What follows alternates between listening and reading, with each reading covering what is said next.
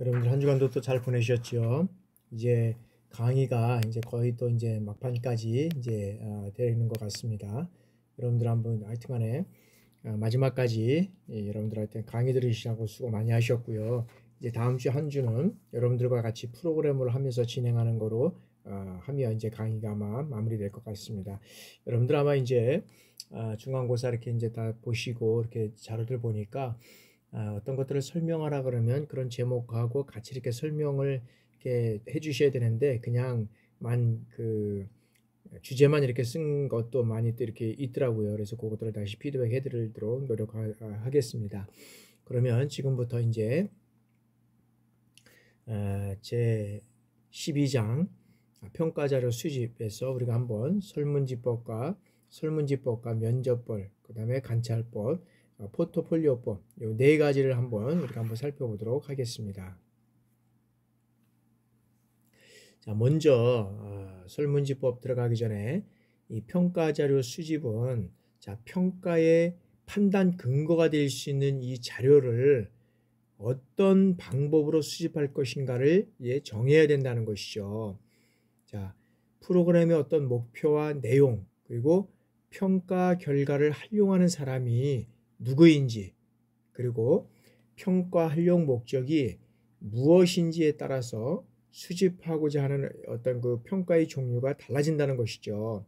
그래서 자료 종류에 따라서 평가 자료라든지 이런 수집 기법도 이제 달라진다고 할 수 있는데 청소년 프로그램에서 주로 활용하는 것은 어떤 것이냐면 이제 여기서 아까도 말씀드렸지만은 설문지법하고 면접법, 관찰법, 포트폴리오법 이제 요 네 가지가 되겠습니다. 뭐 나머지는 이제 그 각종 평가 방법에 사용하는 여러 가지 요소들이 많이 있지만 특별히 이제 청소년 프로그램에서 활용하는 주요 어떤 그런 평가 자료는 네 가지를 주로 사용하고 있다라고 우리가 보시면 되겠습니다.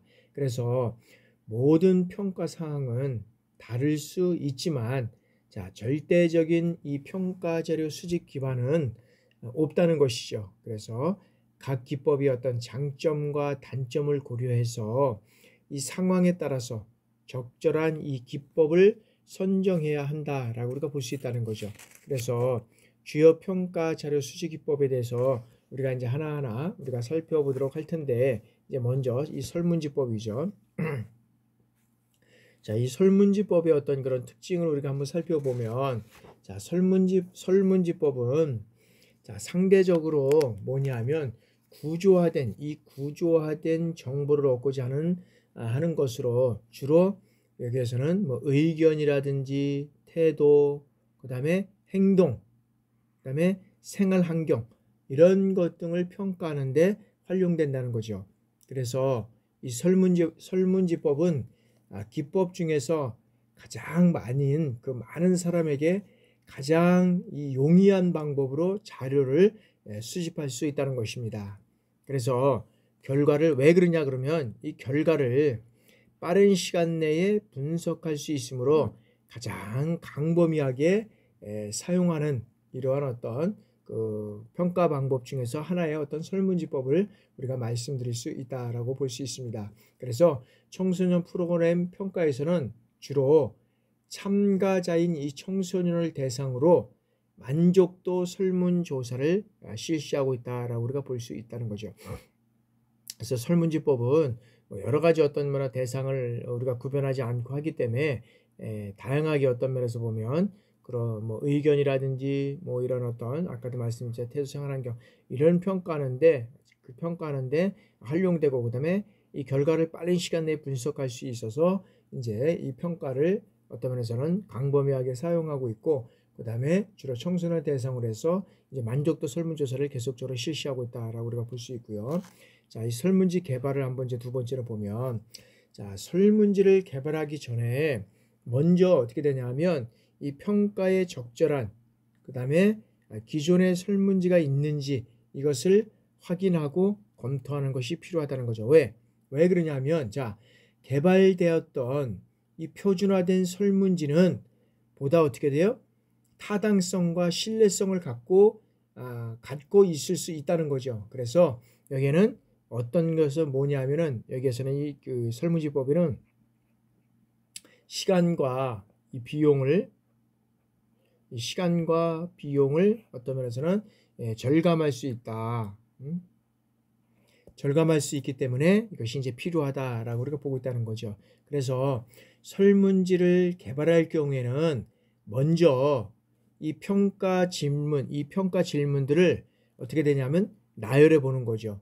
그 후에 어떻게 되냐면 자, 각 질문에 필요한 여기에서는 정보를 확보하고 그다음에 여기에서는 사용될 수 있는 이 문항을 이제는 정리한다라는 거죠. 그리고 각 문항의 이 응답 주체는 누구인지 그리고 결과를 어떤 방법으로 분석할 것인지를 결정해야 된다라는 것이죠.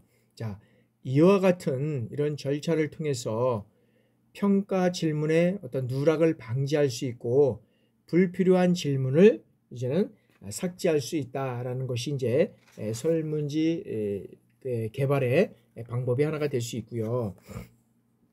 자, 다음에는 이제 설문지 어떤 유의사항입니다. 설문지법의 유의사항은 자, 설문지법은 자, 응답자가 설문지 각 문항에 여기는 응답자가 각 문항에 응답해 줄 것을 근거로 해서 이제는 여기에는 자료를 수집하는 것이다 라고 할 수 있다는 거죠. 그래서 제대로 이해를 하지 못하는 경우에는 정확한 응답을 기대할 수가 없다는 겁니다.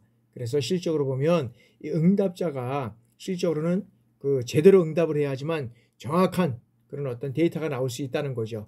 근데 그렇지 않을 경우에는 여기에서는 응답을 기대할 수 없다라고 말씀드릴 수 있고요. 따라서 자, 정확한 응답을 그러면 이끌어내기 위해서는 자, 설문이 응답자들에게 정확하게 이해될 수 있는지 이 예비조사를 해야 된다는 거죠. 예비조사. 그래서 그냥 설문지를 만들면 그냥 사용하는 것이 아니라 이 조사를 통해서 예비조사를 통해서 이게 정말 타당한 것인지 뭐 이런 어떤 분석을 통해서 이뤄가는 거죠. 그래서 우리가 설문지법은 아니지만 우리가 통계에서도 보면 지금 이제 오늘서부터 이제 보면 이제 그 지방자치단체가 이제 6월 1일 날 이제 지방자치 선거가 있지 않습니까? 그러면 각 어떤 그런 회사별로 통계가 좀 수치가 다양한 거를 우리가 볼 수 있죠. 다양한 거. 그래서 뭐 어떤 질문을 가지고 어떻게 묻느냐에 따라서 이 방법은 여러 가지 어떤 면에서는 통계 방법이 달라지게 나올 수 있다는 거죠. 그래서 실질적으로 보면 여기서 예비조사를 해야 한다고 그러는데 이 통계 어떤 면에서는 이 잘문지를 만들어 가지고 이것이 정말 타당한지 이것이 어떤 면에서 보면 적당한지 이것이 어떤 치우침이 없는지 뭐 이런 어떤 것들을 좀 조사를 해서 한번 돌려보는 거죠. 그래서 그것이 정확한 어떤 결과가 나왔는지 이런 것들이 중요하다는 거죠. 근데 이것이 안 되고 나서 바로 돌린다 그러면 여기에 대한 어떤 그런 타당성이라든지 이런 것들은 좀 떨어질 수 있다는 거죠. 그래서 자, 설문에 어떤 면에서는 무관심하거나 그다음에 이 노출을 꺼려하는 경우가 있다는 거죠. 그렇기 때문에 어떤 면에서는 그런 사람들을 대부분에서 여기에서는 이 친밀감을 형성하고 그다음에 익명성에 대한 어떤 그런 안내와 더불어서 설문에 대한 이 상세한 안내를 해야 한다는 거죠. 그래서 우리가 실질적으로 보면 선거를 하고 나서 보면 데이터가 조금씩 틀릴 수 있습니다. 뭐 예를 들어서 지상파 3중 뭐 3사의 어떤 그런 뭐 방송을 하고 뭐 이렇게 하잖아요. 거의 이제 뭐 이런 어떤 그런 비교 분석을 통해서 이제 맞는 경우도 있는데 일본에 떨어진 경우가 있습니다. 그럼 뭐냐 하면 이제 선거를 이제 실시하고 나와서 이제 떨어져 가지고 이제 그 조사를 하잖아요. 그럼 조사를 하는 데 있어서 보면 실질적으로 보면 나이와 어떤 성별과 관계되어 있어서 틀리게 얘기를 해주는 거죠. 나는 실질적으로 보면 어떤 면에서는 뭐 진보인데 뭐 예를 들어서 보수라고 할 수도 있고 보수인데 진보라고 할 수도 있고 그래서 누굴 찍었냐면 다른 사람으로 이제 얘기를 하는 경우도 있고 그런 이런 이제 오차가 있다는 거죠. 근데도 실질적으로 보면 이런 오차를 걸러내고 정확한 어떤 판단 기준을 위해서 맞추는 거 보면 참 대단하죠. 그게 통계에 오류도 될 수도 있고 통계의 어떤 면에서 보면 어떤 정확도 이런 것들을 우리가 들 수 있다는 거죠. 그래서 여기에서는 응답자에게 이 정확한 어떤 보상을 하는 것을 우리가 고려해 볼 필요가 있다. 그래서 뭐냐면 노출을 꺼릴 수 있잖아. 그래서 이제 여기서 이거 하는 사람들 보면 뭐 다른 어떤 뭐 껌이라든지 막 이런 것들 주고 있는데 실적으로 보면 이런 것들을 정확하게 한 분들에 대해서 어떤 면에서 보면 여기에 대한 어떤 대가를 어떤 면에서 보면 보상이라고 할 수가 있겠죠. 이거를 정확히 해주면 거기에서는 틀린 또 오답이 나오지 않을 수 있도록 아마 그렇게 될 수 있을 것 같습니다. 그래서 여기에 대한 것들 정확하게 우리가 실질적으로 보면 뭐 설문지법뿐만 아니라 우리가 이제 각종 네 가지 여기서 이제 면접법부터 시작해가지고 관찰법 뭐 포트폴리오 그 네 가지 하잖아요. 여러 가지를 통해서 우리가 이제 진행될 때 정확한 어떤 그런 판단을 하기 위해서는 정확한 설문이 이루어져야 되고 설문이 이루어지기 위해서는 또 그 설문이 정말 타당한가 이런 것들이 정해져야 된다는 거죠. 그것이 이루어지지 않을 때는 또 여러 가지 또 정확하고 명확한 그런 어떤 통계가 나오지 않는다라고 우리가 볼 수 있다는 거죠. 그리고 특히 이제 요즘에는 많이 좋아졌지만 그래도 아직까지도 이 설문에 대한 어떤 그런 그 무관심하거나 이제 전화가도 무관심하거나 그다음에 노출을 꺼리는 경우가 대부분 많이 있습니다. 그래서 특별히 이제 전화가 오면은 뭐 아까도 얘기했지만 뭐 진보인데 보수인데 진보라고 얘기할 수도 있고 뭐 여러 가지 어떤 그런 측면을 이제 고려해 봤을 때 그런 측면이 이제 있다는 거죠. 그래서 정확한 그런 이제 어떤 면에서 보면 이런 그 친밀성 이런 것들은 익명성에 대한 이런 것들이 이제 좀 이루어져 가고 여기에 따른 보상이 이루어질 때 정확한 어떤 그런 설문지법뿐만 아니라 어떤 통계가 정확히 나오지 않을 수 있을까 이렇게 이제 또 말씀을 드릴 수 있다는 거죠. 자, 다음에는 이제 면접법입니다. 자, 면접법의 어떤 특징을 우리가 살펴보면 자, 면접법은 이 설문지보다 어떻게 보면 이 상황에 대해서 유연성이 있다는 거죠. 유연성. 그래서 설문지법에서 이 확보하기 어려운 이런 구체적 상황에 대해서 어떤 파악하고 그것을 응답자의 어떤 심층적인 의미를 탐색할 수 있는 이러한 측면이 이 면접법에서는 있다는 거죠. 왜 그러냐면 면접법 설문지에는 설문지를 이 종이를 주고 설문지를 주고 이걸 받아오기 때문에 여기에 대해 보면 우연성이 없잖아요. 근데 이제 면접법에는 실질적으로 직접 만나서 대면을 통해서 이루어져 가기 때문에 상당히 유연성이 있고 거기에 따라서 이제 또 이런 그 설문지법에 비해서 많은 시간과 비용 이건이 드는 단점도 있겠지만 그만큼 어떻게 돼요? 이 풍부한 정보를 확보하고 그리고 여기에서는 이제 심층적인 자료를 수집하기 위해서 자주 활용되는 이런 방법이 있다라고 한다는 거죠. 그래서 자, 청소년 프로그램에서는 1대1이라든지 혹은 1대 다수 즉 어떤 면에서는 포커스 그룹 면접을 통해서 평가를 하고 있다는 거죠. 그래서 1대1, 뭐 1대1이라든지 여기서는 다수 그러면 전체적인 어떤 그런 대상을 통해서 이뤄가는 이런 면접법을 사용하고 있다는 거죠. 그래서 이런 면접을 사용하다 보니까 어떻게 돼요? 시간이 많이 들고 그 다음에 여기에서는 시간이 많은 또 이렇게 들지만은 풍부한 어떤 정보를 확보할 수 있다는 거죠. 그리고 다시 말씀드리지만 설문지법보다는 어떤 심층적인 이 자료를 요구하기 위해서 더 그런 측면이 있다라고 우리가 말씀드릴 수 있고요. 자, 면접 질문지 이 개발을 보면 자, 면접법은 자, 면접지를 활용해서 구조화된 또는 반구조화된 이 어떤 그 면접을 실시한다면 자, 면접자의 어떤 주관성을 어느 정도 극복할 수 여기에서는 있다는 거죠. 그리고 자, 준비된 이런 심층적인 면접도 가능하다는 거죠. 준비된 심층적 면접.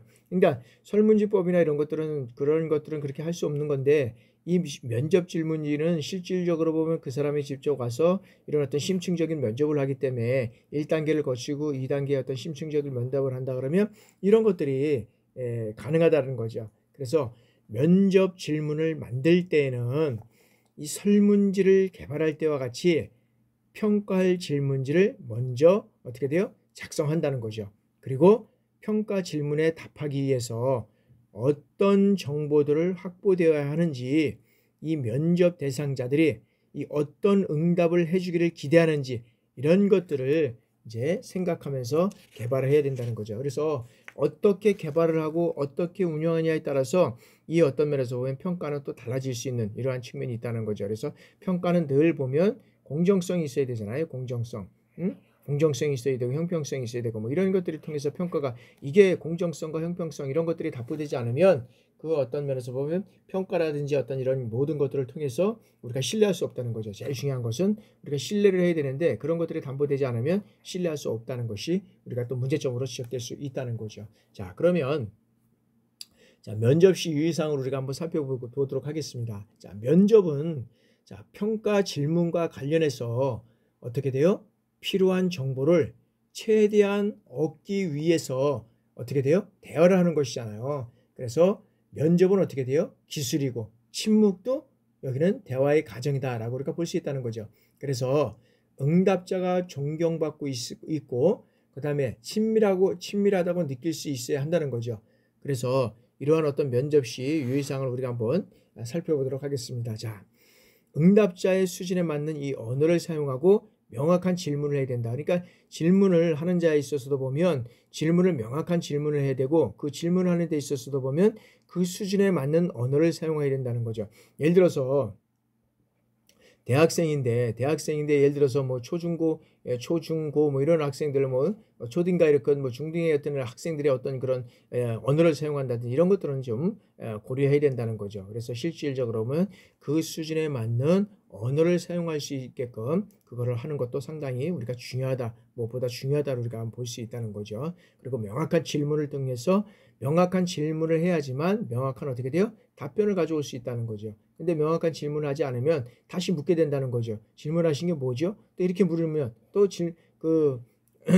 면접관자는 또 어떤 면에서는 계속 이런 문제가 되면 짜증이 나고 뭐 이런 상황이 계속 된다는 거죠. 그래서 명확한 질문을 하고 질문할 것을 몇 가지를 쭉 해서 체크리스트를 가져서 이렇게 질문을 할 수 있게끔 이제 그렇게 해야 된다는 거죠. 그리고 자, 또 이제 한 가지는 자, 쉽고 짧고 명확하게 질문해야 된다. 이제 명확하게 질문해야 된다는 것은 뭐냐면 쉽고 짧고 명확하게. 그러니까 질문이 너무 길어지면 응답을 해야 되는 이 면담자가 실적으로는 면접자가 실적으로 보면 그 내용을 파악하는 데도 어렵다는 거죠. 그렇게 되면 그 내용에 대한 이해를 하지 못하고 이런 상태가 된다는 거죠. 그러면 질문의 요지를 명확하게 짧고 쉽고 명확하게 질문할 때 답변도 명확하게 올 수 있다라고 우리가 볼 수 있다는 것이고요. 자, 질문자는 주로 어떤 면이에요? 질문자는 한 번 질문을 이렇게 명확하고 짧고 쉽게 하면서 이제 질문하면 경청해야 된다는 거죠. 그리고 그 응답자의 반응에 공감해 줘야 된다는 거죠. 공감을 해줘야 되는 거죠. 그러나 여기에도 어떤 덧붙이든다든지 뭐 가감하든지 이런 건 안 된다는 거죠. 그러니까 질문을 했을 때 그 질문에 대한 경청을 하고 그 다음에 응답자에 대한 반응에 공감해주는 그 정도를 우리가 이제 면접 시 유의사항을 이제 볼 수 있고요. 자, 다음에는 대화를 계속할 수 있는 이런 어떤 사전 자료를 준비를 해야 된다는 거죠. 그러니까 우리가 면접을 할 때 보면 면접에 어떤 그런 체크리스트가 쭉 있잖아요. 이렇게 해서 그래가지고 이제 우리 대학 같은 경우는 어떻게 되냐면 이제 신입생들 들어올 때 면접 뽑으면은 A, B, C, D, E까지 뭐 이렇게 해가지고 이제 한 사람이 뽑게 됩니다. 그럼 A라는 질문을 뽑게 되면 A라는 질문에 쭉 해서 1, 2, 3, 4, 5 뭐 이렇게 쭉 해서 이 질문지가 있습니다. 그러면 그 질문지를 가지고 하고 똑같이 B를 뽑으면 B에 대한 질문지를 가지고 그래서 그냥 가서 질문을 하는 게 아니라 뽑고 당장 한 여기서 몇 분 정도를 이렇게 줘가지고 거기에 대한 어떤 질문에 대한 본인의 답변을 할 수 있게끔 이렇게 준비를 하는 그런 기간을 이렇게 두고 있습니다. 그래서 이제 저희 학교에서 이제 그렇게 이제 신입생들 뽑을 때 면접을 이제 하고 있고요. 또 이제 다른 학교별로 조금씩 다를 경우는 있겠지만 이제 저희 학교는 이제 그렇게 이제 하고 있고 그래서 하여튼에 대화 자료를 사전 준비를 여기에서는 좀 많이 해서 준비를 할 수 있게끔 하고 끊겨지고 계속적으로 뭐 뭐를 질문해야 될까 이렇게 서로 한다 그러면 안 된다는 거죠. 그 다음에 자, 질문이 사실 확인을 위한 것이지 실질적으로 보면 어떤 견해를 통해서 탐색을 위한 것인지를 우리가 구분해야 된다는 거죠. 탐색을 해야 되는 구분해야 된다는 거죠. 그래서 어떤 면에서 보면 죄송합니다. 여기에서는 자, 응답자의 어떤 응답 내용이 아닌 이 태도나 분위기도 이제는 탐색한다라고 우리가 볼 수 있다는 거죠. 그래서 실적으로 보면 여기서 보면 우리가 이제 질문을 하고 질문을 경청한다 그랬잖아요. 그 면접자들은 그럼 경청하면 그 질문하는 태도나 분위기 그다음에 이런 것들을 탐색을 통해서 정말 어떤 면에서는 청소년 이 평가를 통해서 정말로 어떤 그런 청소년 지도의 자질이 갖춰져 있는지, 그러면 예를 들어서 회사면 회사에서 우리의 어떤 회사의 역량을 가지고 있고, 그 다음에 이런 일들을 할 수 있는지, 그 사람의 어떤 태도나 분위기, 그 다음에 어떤 그런 면접의 분위기에서 나타날 수 있다는 거죠. 그걸 가지고 우리 회사에서는 당신을 채용해서 일하십시오, 뭐 이런 것들이 되겠는 거잖아요. 근데 그런 그 설문지나 이런 것들은 안 된다는 거죠.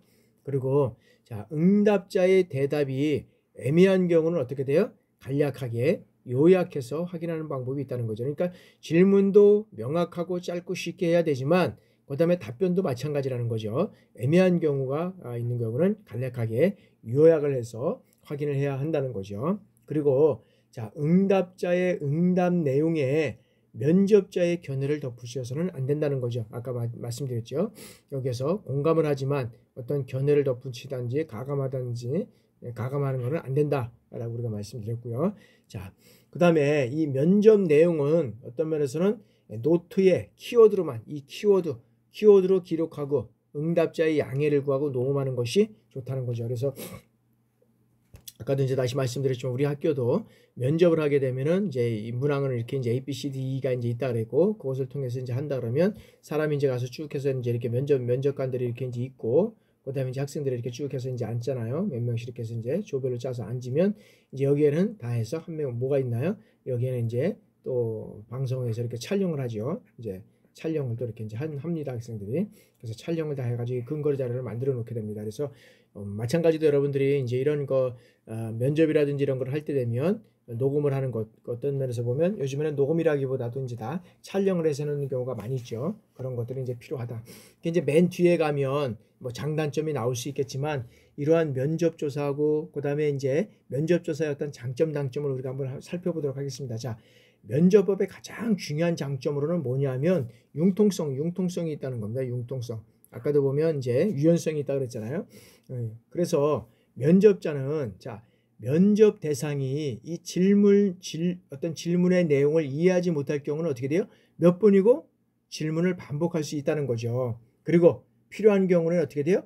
탐색 질문을 어떤 면에서는 사용할 수 있다는 이러한 융통성이 있다는 거죠. 그것뿐만 아니라 상이한 면접 대상에게 상이한 어떤 면접 질문을 할 수 있는 이 융통성이 있다는 거죠. 그래서 어떤 면에서 보면 면접을 하면은 이 사람에게는 꼭 다른 거 하고 이 사람에게 다른 게 아니라 한 사람은 다 해서 물을 수 있고요. 그 다음에 뭐 예를 들어서 개별적으로 물을 수도 있고요. 뭐 이런 어떤, 왜냐하면 이제 전체적으로 묻고 정말 이 사람들이 우리 회사에 꼭 필요한 사람이 요 두 사람이 있다 그러면 집중적으로 요 사람한테도 할 수도 있고, 나머지 뭐 이렇게 해서 다 이제 또 질문을 할 수 있고, 뭐 몇 사람이 이제 마음에 드는 사람이 있으면 집중적인 질문을 할 수도 있겠죠. 그런 게 돼 있고, 자, 면접법은 자, 면접자들을 직접적으로 만나기 때문에 어떻게 돼요? 이 우송에 의존하는 어떤 질문지법보다는 응답률이 높다는 거죠. 그래서 실질적으로 와서 면접을 하기 때문에 그 사람들의 어떤 면접률이라든지 그 다음에 어떤 그런 응답률이 높은 것은 우리가 면접법에서 우리가 볼 수 있는 것이고, 자, 그 다음에 자, 글을 읽거나 쓸 수 없는 이 대상들에 대해 조사가 가능하다는 거죠. 그죠? 뿐만 아니라 어떻게 돼요? 쓰는 노력을 회피하라는 이 대상에게 대한 조사도 가능하다. 그래서 실적으로 보면 여러 가지 어떤 설문지법은 그 설문지를 그냥 누가 썼는지 모르게 사실 어떤 면에서 보면 볼 수 있잖아요. 근데 이 면접은 실질적으로 쓸 수 없는 대상이라든지 쓸 수 있는 이런 대상, 뭐 그다음 회피한 대상, 뭐 이런 것들을 다 우리가 조사가 가능하다는 거죠. 그리고 면접법은 어떻게 돼요? 자, 복잡한 이슈에 관한 조사를 어떤 면에서 보면 조사에 적절하다라고 볼 수 있다는 거죠. 그래서 이 질문지법의 경우에는 어떻게 돼요? 복잡한 이슈에 관한 어떤 조사는 피조사자들을 혼동시킬 가능성이 있다는 거죠. 그래서 이 면접법에서는 이들 어떤 복잡한 이슈를 면접 대상자들에게 설명해 줄 수 있기 때문에 효과적이다라고 볼 수 있다는 거죠. 자, 그 다음에 면접법은 면접자가 애당초에 선정한 대상을 면접할 수 있다는 장점이 있다는 겁니다. 그래서 우리가 쭉 보면 면접을 할 때 되면 어떻게 되나요? 자, 면접을 하게 되면 최초 1차적인 거는 서류 조사를 하잖아요. 서류 심사를 통해서 이제 서류를 좀 보내면 서류 이제 이 심의를 하잖아요. 그래서 서류 심사를 통해서 이제 면접 대상자를 선정을 하잖아요. 면접 대상자를 선정을 하고 면접 대상을 다 해서 이제 최종 합격자, 최종 대상자를 선정하게 된다는 거죠. 그래서 자, 면접자가 애당초 선정한 대상을 면접할 수 있는 장점이 있다는 거죠. 그래서 이에 비해서 우송 질문지의 경우는 어떻게 됩니까? 애당초 선정된 어떤 조사 대상이 응답을 하였는지를 확신할 수가 없다라고 우리가 볼 수 있다는 거죠. 그리고 이제 또 장점 다음에는 자, 면접법에서는 자, 질문 순서가 잘 지켜질 수 있다는 거죠. 그죠? 뭐 질문 순서가 뭐 여기서부터 뭐 자에서 우로, 뭐 우에서 자로 한다든지 뭐 이런 어떤 잘 지켜질 수 있다는 거죠. 그리고 자, 면접자 자신도 어떻게 돼요? 면접 질문의 어떤 순서를 지키고 그리고 면접 대상으로 하여금 자, 질문의 순서대로 응답을 할 수 있도록 우리가 이제 그렇게 이제 되어 가고 있다는 거죠. 그렇게 해서 이제 우리가 살펴볼 수 있는 것이고요. 자, 그리고 자, 면접법에서는 자, 질문지법의 경우와 달리 어떻게 돼요? 그때그때 나올 수 있는 이 자연 발생적인 응답을 기록할 수 있다는 장점이 있다는 거죠. 그러니까 설문지법은 그냥 기록하면 끝나는데 면접에서는 순간순간 또 여러 가지 어떤 그런 그 아이디어라든지 이런 것들이 또 나올 수 있다는 거죠. 그것을 기록할 수 있고 그것을 또 자연 발생으로 응답할 수 있기 때문에 그런 장점이 있다. 그리고 자, 또 다른 장점은 면접법에서는 자, 모든 질문 문항에 대해서 어떻게 돼요? 응답이 완성되었는가에 대한 어떤 확인이 된다는 거죠. 그래서 불완전한 응답에 대해서는 어떻게 돼요? 보완할 수 있는 이러한 장점이 또 있다는 거죠. 그래서 우리가 이제 그런 거죠. 아까 물은 질문에 대해서 면접관님께서 이렇게 질문하셨는데 제가 그때 좀 착각한 것 같습니다. 저는 이러이러한 쪽에서 이런 쪽으로 보게 됩니다. 뭐 이런 것을 거기에 대해서 말씀드리면 말씀을 추가드려도 되겠습니까? 뭐 이렇게 하고 할 수도 있다는 거죠. 그런데 실질적으로 보면 질문지법에서는 어떻게 돼요? 자, 완성되지 않는 질문 문항에 대해서는 어떻게 돼요? 보완할 방법이 없다는 거죠. 그 다음에 이제 그러면 자, 질문지법은 이제 그렇게 해서 면접조사의 어떤 장점을 받고 그 다음에 이제 우리가 단점을 한번 보면 자, 면접조사의 단점은 비용이 많이 든다는 장점이 있다는 거죠. 문제점이 있다는 거죠. 뭐냐면 자, 어떤 표본 축출과 면접파의 작성에 많은 비용이 필요할 뿐만 아니라 면접자의 어떤 교육과 그 다음에 면접 수행을 위해서 충분한 어떻게 돼요? 비용을 지급해야지만 면접이 이제는 성공을 거둘 수 있다는 것이죠. 그래서 아까도 보면은 실적으로 보면 이제 정확한 어떤 답변이라든지 이런 걸 얻으려고 그러면 설문지법에서도 가능하겠지만 이런 면접자를 통해서 정확하게 신뢰를 주고 그래서 어떤 면에서는 이런 충분한 어떤 그런 비용이랑 지급을 한다 그러면 정확한 응답을 우리가 거둘 수 있다는 거죠. 자, 또 다른 단점은 자, 면접 자체에도 시간이 많이 소요되지만 이 면접 수행을 위해서 면접자가 어떤 면에서 여행을 함으로 면접에는 어떻게 돼요? 시간이 많이 들다는 거죠. 그래서 어떤 면에서는 뭐 여행이라기보다는 실제로 이 면접을 해야 되는 거 누가 오든 간에 어떤 면에서는 면답자가 오든지 뭐 예를 들어서 응답자가 오든지 뭐 누가 오든지 면접 자체가 여기에서는 시간이 소요된다는 거죠. 그러니까 시간이 소요되다 보니까 어떻게 돼요? 여기에 대한 비용이 또 많이 들을 수밖에 없다라고 우리가 볼 수 있다는 것이고요. 자, 그 다음에 면접자가 이 면접 내용을 잘못 이해하고 또한 기록을 잘못한 데서 나오는 이 면접 오류의 가능성을 여기는 배제할 수 없다는 거죠. 그러니까 한번 여기에서는 정리하면은 또 그것이 배제할 수 없는 이러한 사항이 된다라는 거죠. 자, 다음에는 자, 이제는 설문지법. 이 설문지법에 비해서 면접에서는 자, 면접 대상이 질문에 대한 어떤 그 충분한 이 고려할 시간적 여유가 없다는 점에서 이제 또 하나의 문제점이 있다는 것이고 왜냐하면 설문지를 주면 언제까지 제출을 하면 되는데 면접은 그날 당일날 와서 짧은 기간에 그 면접을 봐야 되기 때문에 그런 시간적인 문제가 별로 없다는 거죠. 그리고 면접이 면접 대상에게 어떤 피로라든지 긴장이라든지 흥분 이런 것들을 가져옴으로써 어떻게 돼요? 면접 내용이 부실해질 가능성이 있다는 거죠. 그러니까는 실질적으로 이 사람을 만나서 어떤 면에서 짧은 시간 내에 그것을 발표한다는 것은 실질적으로 보면 상당한 긴장감을 우리가 가져올 수 있다는 거죠.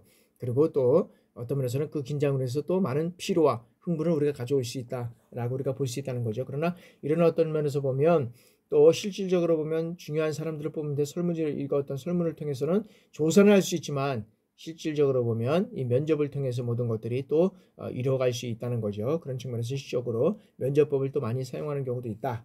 어떤 그 통계조사나 이런 것들은 또 설문조사를 하는 경우도 있지만 그 다음에 이런 어떤 정확한 사람을 어떤 채용해서 사용하는 데 있어서는 이런 어떤 면접법을 사용하고 있다라고 우리가 볼 수 있고요.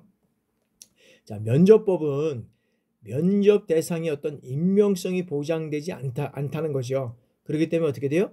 이 당혹감을 자아낸다는 거죠. 그래서 민감한 면접 질문에 대해서는 이 면접자가 어떤 면에서는 위험을 느끼고, 그 다음에 정직하게 여기에서는 어떤 면에서 보면 응답을 하지 못하는, 이렇게 자유롭게 이렇게 의사표시를 하지 않을 가능성이 있다는 거죠. 그런 측면에서 또 단점이 있다는 것이죠. 또 하나가 있다고 하면은, 자, 면접에서 종종 사용되는 어떤 탐색 질문이 있다는 거죠. 그건 뭐냐면, 자, 면접 대상에 따라서 다르게 면접 질문을 할 가능성이 있고, 또 어떤 경우가 있느냐면, 자, 모든 면접 대상자에게 사용하는 것이 아니므로 조사자가 어떻게 돼요? 이들 응답 결과를 표준화하기가 어렵다는, 그러니까 똑같은 질문을 가지고 똑같이 다 하는 것이 있지만 개별적으로 질문을 한다 그러면 어떻게 돼요? 그것을 어떤 면에서 보면 그거를 그 모든 어떤 질문자에게 어떤 그런 표준화하기 어렵다는 거죠. 그러니까 그런 문제가 있고, 어떤 사람에 대해서는 어려운 문제가 될 수 있고, 어떤 사람에 대해서는 똑같은 문제지만 쉬운 경우도 있고, 이런 경우가 있기 때문에 그것을 이제 표준화하는 데는 좀 어려운 점이 있다라고 우리가 볼 수 있고요. 자, 그다음에 면접 대상이 전국에 산지에 있을 경우에, 자, 면접은 어떻게 돼요? 비용이 많이 들 뿐만 아니라 제한된 비용으로 이루어지는 어떤 면접 조사 자체가 거의 이제는 불가능하게 된다라고, 이제 이런 어려운 점이 있다라고 우리가 볼 수 있다는 거죠. 그러한 측면에서 우리가 면접에 대한 어떤 그런 우리가 그 단점과 장점을 우리가 한번 살펴봤습니다. 맨 마지막에 이제 우리가 도표와 통해서 장점과 이런 어떤 설문지법부터 네 가지의 어떤 그런 장점, 단점을 우리가 알아볼 텐데, 특히 이제 우리가 면접법을 특히 이제 중요하기 때문에 한 번 더 우리가 장단점을 살펴봤습니다. 자, 다음에는 자, 이제 관찰법입니다. 이 관찰법. 자, 관찰법도 우리가 한번 이제 장단점을 우리가 한번 살펴볼 텐데, 자, 관찰법의 특징은 뭐냐면, 자, 관찰법은 이 프로그램에서 청소년의 어떤 그런 가업 수행 과정을 지켜보면서 이 평가 자료를 어떻게 돼요? 수집하는 것이다 라고 우리가 봅니다. 이 가업 수행 과정을 지켜보면서 이 평가 자료를 수집하는 것이다. 그래서 이 관찰은 어떻게 돼요?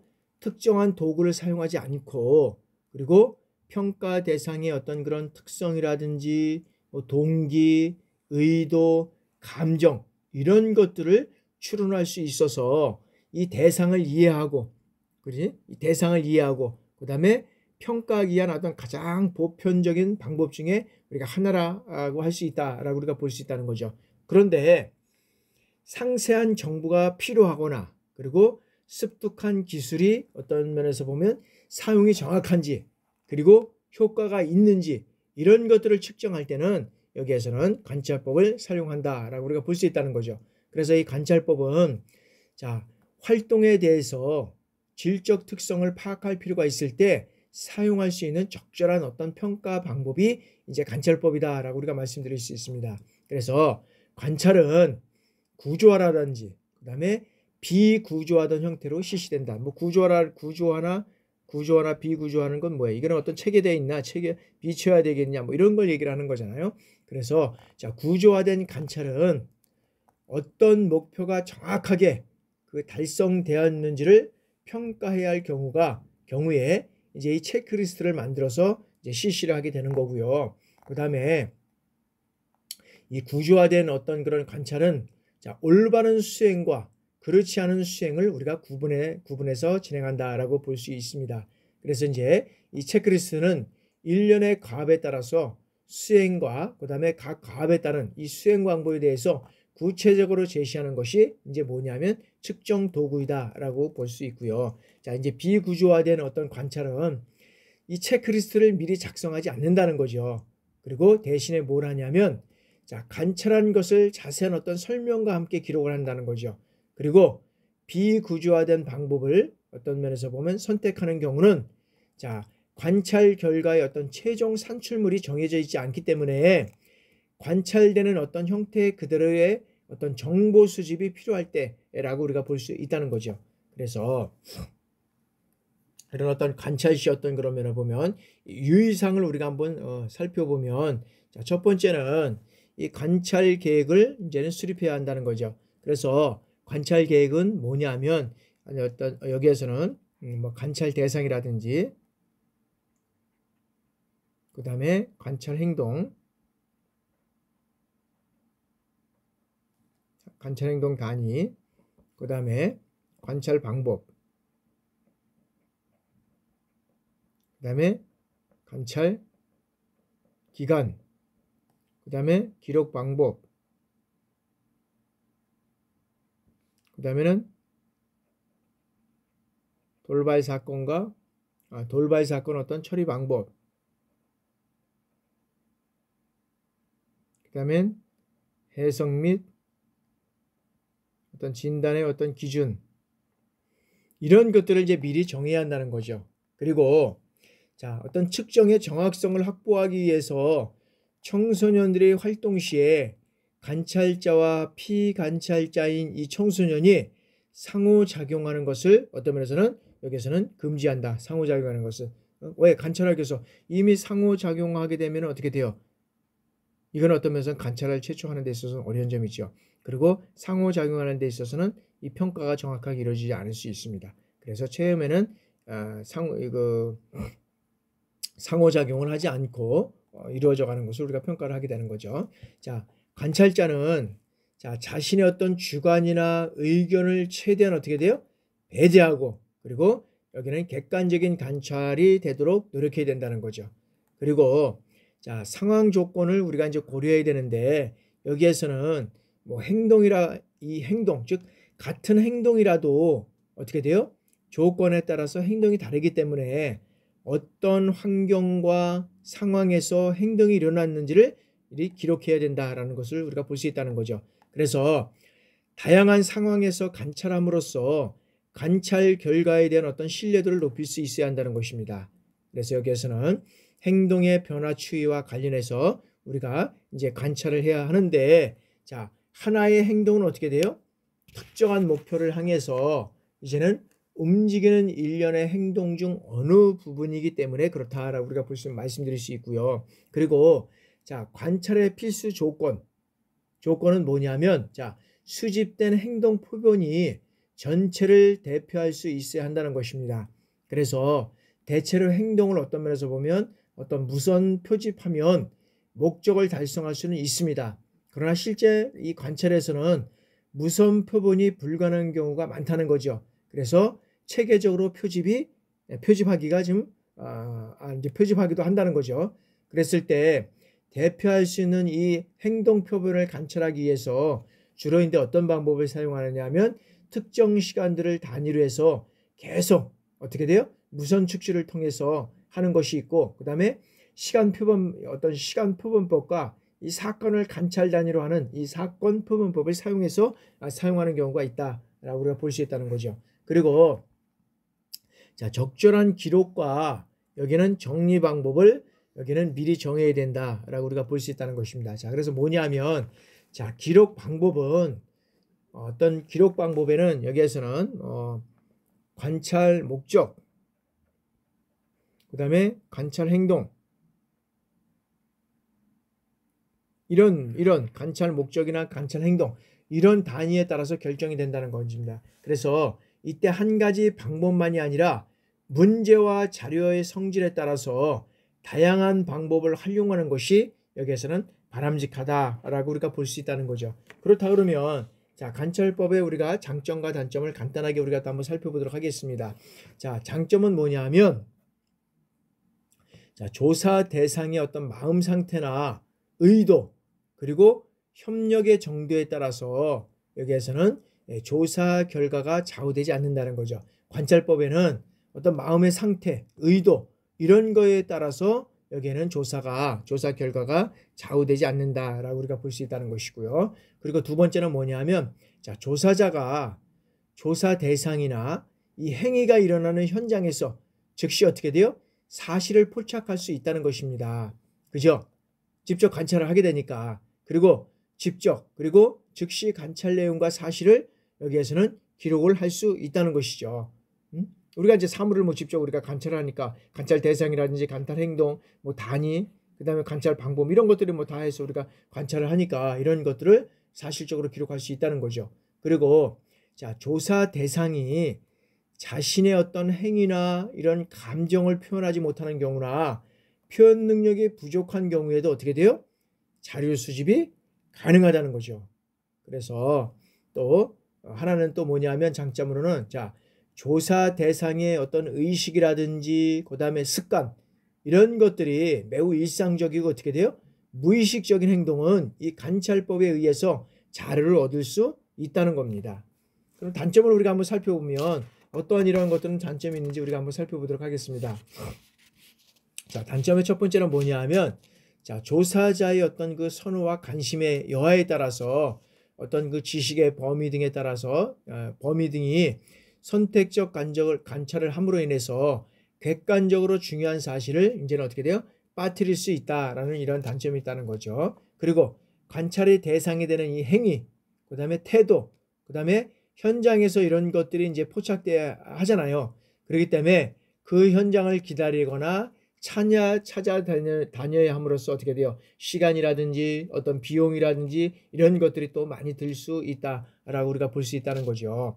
그리고 자, 성질상 관찰이 어떻게 돼요? 곤란하거나 그러면 관찰되기를 꺼리는 행위는 어떻게 돼요? 관찰하기 어렵다는 거죠. 그리고 관찰 대상이 관찰되고 있다는 것을 알 경우는 어떻게 됩니까? 평소와 다른 이런 행동 양식을 보여서 어떻게 돼요? 오류가 일어난다는 거죠. 그래서 관찰도 다 100% 이게 맞지 않는다. 뭐 이런 것들을 볼 수가 있다는 거죠. 그러니까 나를 만약에 카메라에서 이제 가끔씩 보면은 이제 어떤 면에서는 카메라 이제 뭐 이런 이제 그 카메라를 들이대서 이제 이렇게 하는 경우가 있잖아요. 모를 때는 뭐 자연스럽게 하는데 그 카메라를 들이대고 행동을 한다 그러면 얼마나 행동이 부자연스럽겠어요. 그리고 나의 모든 것들을 온전히 보여줄 수 없잖아요. 그리고 또 그것을 막아야 되는 이러한 상황들이 있을 수 있기 때문에 참 그런 어려운 점이 있다. 그리고 자, 관찰한 사실을 해석할 때 이 관찰자의 어떤 주관이라든지 이러한 편견이 개입될 수 있어서 어떻게 돼요? 자료의 어떤 신뢰성과 타당성이 낮다는 것이죠. 그래서 우리가 이제 보면 관찰할 때 아까도 보였지만은 여기에서는 보면은 뭐 예를 들어서 카메라가 어떤 면에서는 이제 그 평상시에 비쳤을 때는 이제 당연하게 뭐 그렇게 이제 어떤 그런 영화라든지 우리가 연극할 때 뭐 이런 걸 찍을 수 있겠지만 평상시 우리가 이제 그런 것들을 못 넣은 상태에서 우리가 이제 깜짝 뭐 카메라 등장을 하고 어떻게든지 숨겨놓은 카메라 가지고 뭐 이렇게 할 수도 있잖아요. 근데 이제 그런 것들이 이제 밝혀진다 그러면 여기에 되면 그걸 설치하고 한다 그러면 실질적으로 이 타당성, 신뢰성이 없다는 거죠. 그러므로 해서 어떻게 돼요? 관찰자는 관찰을 수행하는 데 있어서 타당성과 신뢰성을 검증하는 데 어떻게 돼요? 새로운 전략이나 기법을 개발해야 하는 이런 부담감이 있다는 것이죠. 그래서 여기는 이 관찰법은 다른 어떤 자료 수집 방법과 병행해서 사용하는 방법을 이제는 많이 사용하고 있다라고 우리가 볼 수 있다는 거죠. 자, 다음에서는 자, 포트폴리오를 우리가 한번 살펴보도록 하겠습니다. 이 포트폴리오라는 것은 뭐냐 하면 실질적으로 보면 이 포트폴리오라는 여러분들 많이 또 듣고 실질적으로 보면 어떤 면에서 보면 부대에서도 뭐 여러 가지 사용하는지 안 사용하는지 모르겠습니다. 여러 가지 어떤 사용하나요? 자, 이제 전반적으로 이 포트폴리오라는 것은 이제 뭐 입시라든지 여기서 보면 뭐 어떤 면에서는 입시라든지 취업에서 많이 사용되고 그다음에 취업에서는 어디에 사용하냐면 예술 분야, 예술 분야에서 이제 이런 것들이 많이 사용되고 있습니다. 그래서 이거는 뭐냐면 자, 자신의 실력을 보여줄 수 있는 어떤 작품이라든지 이런 관련 내용들을 어떻게 돼요? 집약해서 이제 어떤 면에서는 이 수집처를 만드는 거죠. 작품집을 만든다고 생각을 하면 되는 거죠. 그래서 어떤 면에서는 이러한 작품집을 만드는 것이다. 근데 그 작품은 예술 분야에서 자신의 어떤 창작품을 모아둔 일종의 어떤 경력 증명서다라고 우리가 활용될 수 있다라고 우리가 이제 볼 수 있다는 거죠.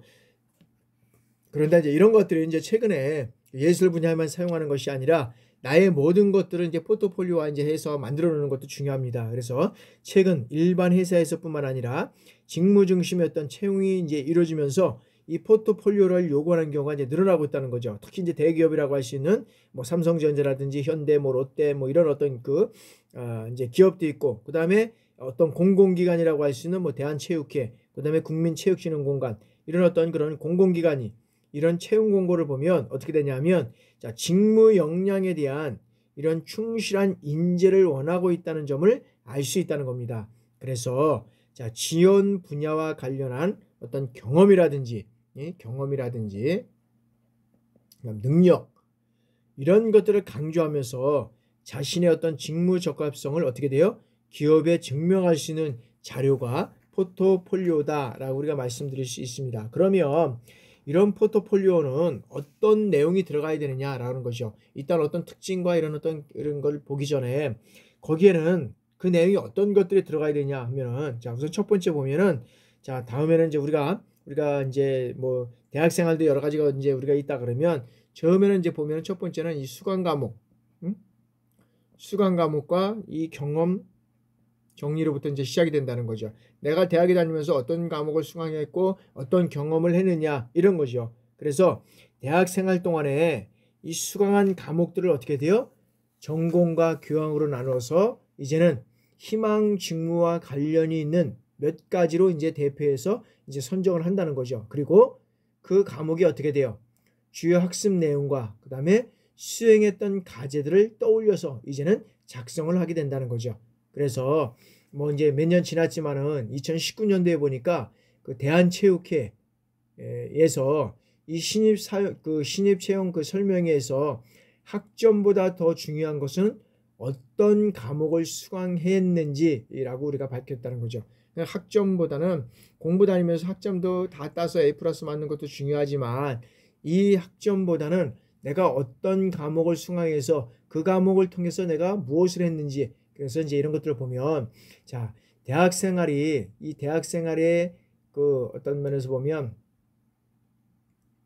그 여러 가지 어떤 면에서 보면 뭐 실기 수업에만 지나치게 치우치는 경우보다는 실질적으로 보면 뭐 마케팅이라든지 그다음에 뭐 행정이라든지 그다음에 이제 뭐 경영 이런 것들과 어떤 그런 본인의 희망 직무를 미리 생각해서 관련 위주의 수강 신청을 해서 했다라고 그러죠. 그러니까 내가 이제 그런 거죠. 어떤 회사에 들어가기 위해서는 이 회사에 필요한 것이 뭔지 이런 과목들을 수강했고 이런 과목들을 통해서 내가 사전에 이런 어떤 그런 그 과목과 연계된 이런 어떤 활동을 했다. 뭐 이런 것들을 이제 적는 것이죠. 그러니까 여러분들이 이제 뭐 군대 생활을 하고 또 학교도 이제 군대 생활을 하면서 학교를 이제 또 기록을 해야 되는 이런 문제가 있잖아요. 그러면 자기소개서라든지 이런 거 쓸 때 보면 군대 생활을 하면서도 내가 야간에 어떤 면에서는 그런 거잖아요. 주경야독을 하면서 내가 이런 공부를 하고 이런 과목을 유수하면서 내가 이런 자격증을 땄다. 그래서 내가 여러 가지 어떤 청소년 기관이라든지 어떤 그런 청소년 수련원 이런 데에 가서는 내가 군 경험과 그다음에 학교에서 배운 것을 다 접목해 나가면 정말로 훌륭한 어떤 그런 지도사로서의 역할을 감당할 수 있다. 뭐 이런 것들을 이제 포트폴리오에서 이제 내올 수 있다는 거죠. 그러면 자, 첫 번째는 어떤 과목이 들어간다고 한다 그러면 어떤 내용이 들어간다 그러면 두 번째는 자, 키워드를 이제 정리를 해야 된다는 거죠.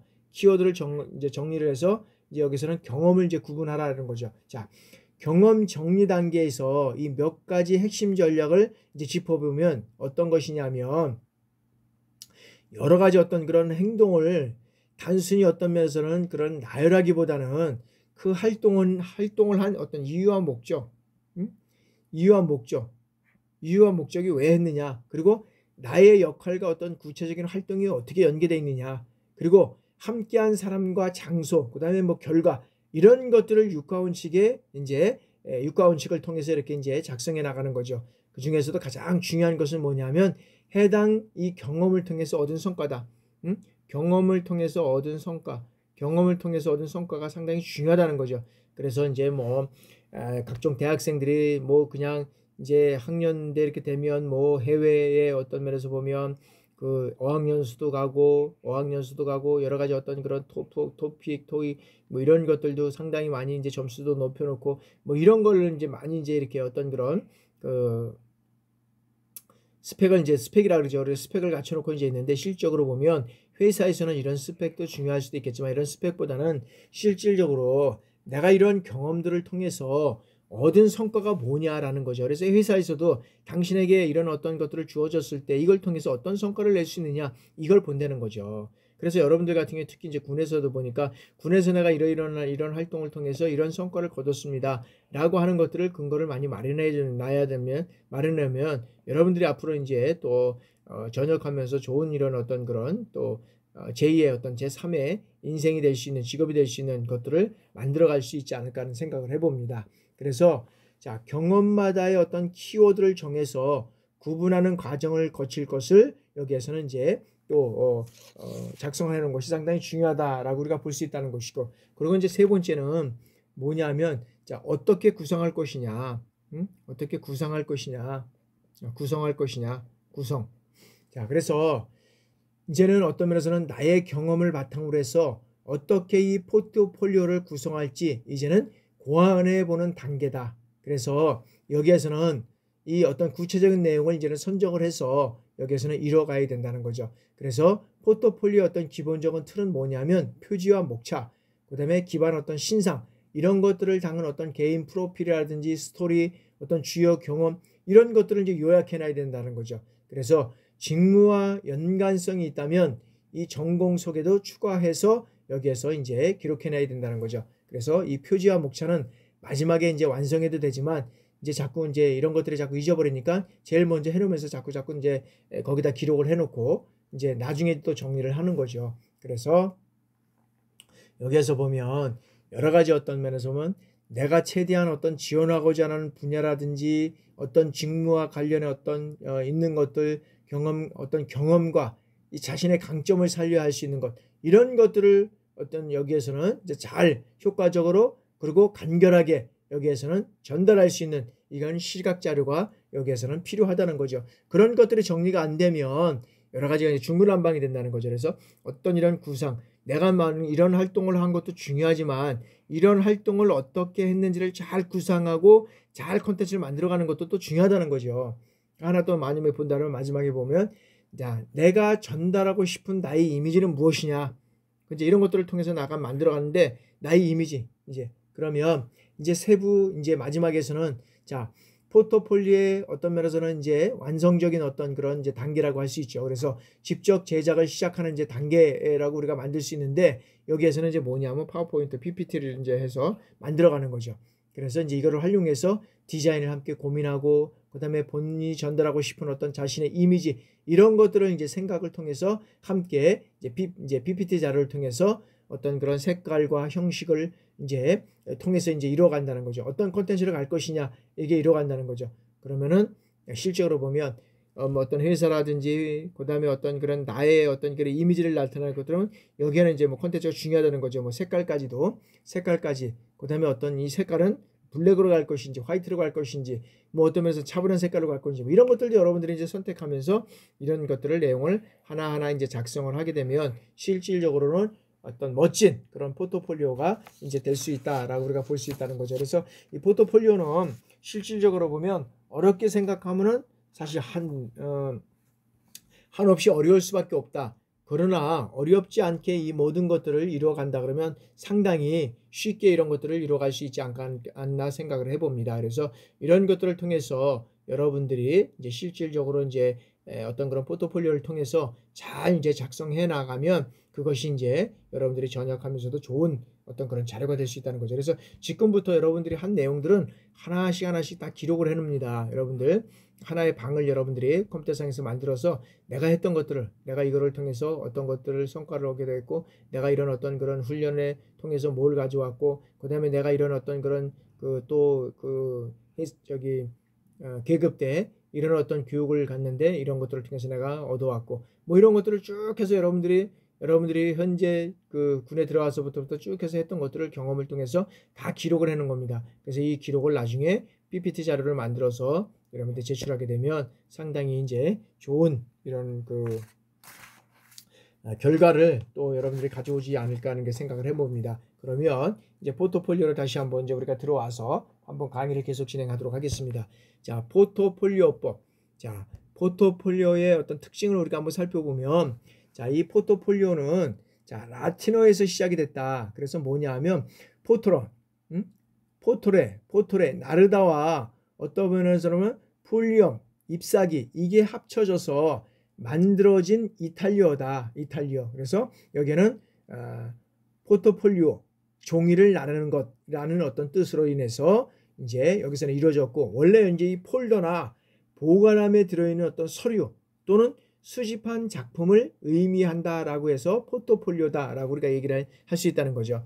그래서 자, 여기 평가에서 이 포트폴리오는 자, 어떤 목적을 여기에서는 달성하기 위해서 적합하다고 여기는 작품을 선택해서 의도적으로 모아놓은 여기에 작품집, 아까 얘기했죠? 작품집을 여기에 말한다라고 우리가 얘기를 했죠. 그래서 이 포트폴리오는 자, 평가받기 위해서 제출하는 어떤 자료라든지 뭐 서류철, 서류 가방의 형태를 취하기 때문에 생겨난 용어다라고 우리가 볼 수 있다는 것이고요.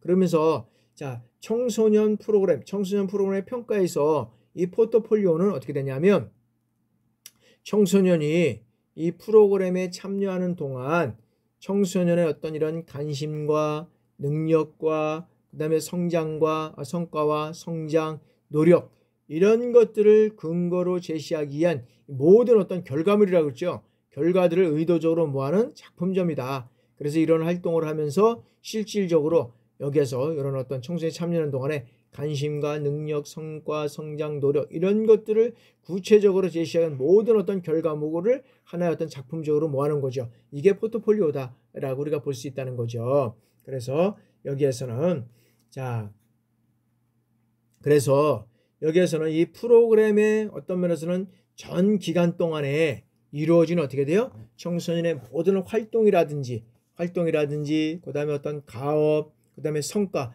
이런 것들을 포함하는 것을 우리가 여기에서는 이제 포트폴리오다라고 우리가 말씀드릴 수 있다. 그래서 자, 포트폴리오 이 평가 기법은 어떤 면에서는 자, 수행 평가에서 주로 이제 활용이 되는데, 수행 평가에서, 그래서 수행 평가는 자, 우리나라에서 종래의 평가 체제를 보완하고 극복하기 위한 어떤 대안적 평가의 하나로 우리가 이제 학교에서 사용되고 있다라고 우리가 볼 수 있다는 거죠. 그래서 실적으로 보면 어떤 면에서는 이런 것들을 내라 그러면 누가 작성을 하고 누가 뭘 했는지 모르니까, 그래서 이 근거를 가지고 여러 가지 똑같습니다. 이 작품을 보고 실질적으로 와서 이제는 면접을 보는 이러한 이제 체제가 되는 거죠. 실적으로 보면 자, 청소년 프로그램에서는 자, 청소년 스스로가 실행 과정에서 자신의 어떤 지식이라든지 기능, 그다음에 태도의 변화, 이런 것들을 나타낼 수 있도록 어떻게 돼요? 산출물을 만들거나 그리고 행동을 나타내는 것이다 라고 우리가 말씀드릴 수 있다는 거죠.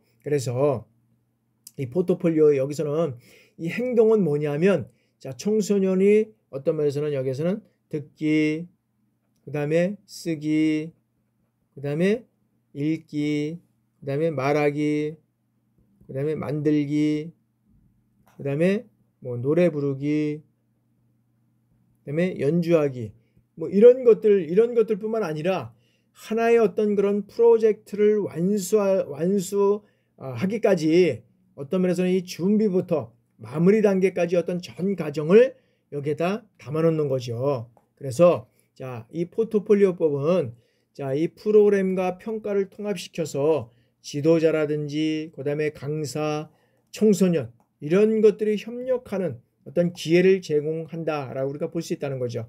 그래서 청소년 스스로가 이런 작품을 선택하면서 자신의 어떤 산출물에 대해서 반성적 계기를 마련할 수 있다는 거죠. 그래서 결과에 대한 어떤 책임감을 느낄 수 있다는 겁니다. 그러다 보니까 어떻게 돼요? 잘 만들려고 노력할 수밖에 없겠지요. 결과에 대한 어떤 책임을 갖는다고 하면은 잘 만들 수밖에 없다. 그리고 잘 만들려고 노력을 할 수밖에 없다라고 우리가 볼 수 있다는 거죠. 자, 다음에는 이제 포트폴리오 작성의 어떤 평가 기준 개발을 우리가 살펴보도록 하겠습니다. 자, 포트폴리오의 내용은 여기서 보면 자, 프로그램의 목표, 그다음에 어떤 작품, 논평, 이런 것들로 이제 구성이 된다라고 우리가 볼 수 있다는 거죠. 그래서 자, 작품은 어떤 프로그램의 목표를 청소년이 어느 정도 달성했는지를 평가 자료로 제출하기 위해서 청소년 스스로가 선정한 것이다 라고 우리가 볼 수 있다는 거죠. 선정하는 거다. 그래서 자, 작품의 앞부분에는 뭐 평가 기준이라든지 그 다음에 어떤 작품과 관련된 이 프로그램의 어떤 목표를 뭐 이제 앞쪽에다 주로 배치하게 되는 거죠. 그리고 자, 작품에 대한 이 프로그램 지도자라든지 강사 그리고 청소년의 논평도 이제는 기록을 해야 되는데 이 목표별로 그리고 총괄적으로 이제는 논평을 제시하는 것들을 우리가 또 고려해 볼 수 있다는 거죠. 그리고 이 포트폴리오 평가를 실시할 때에는 다른 평가와 마찬가지로 어떻게 돼요?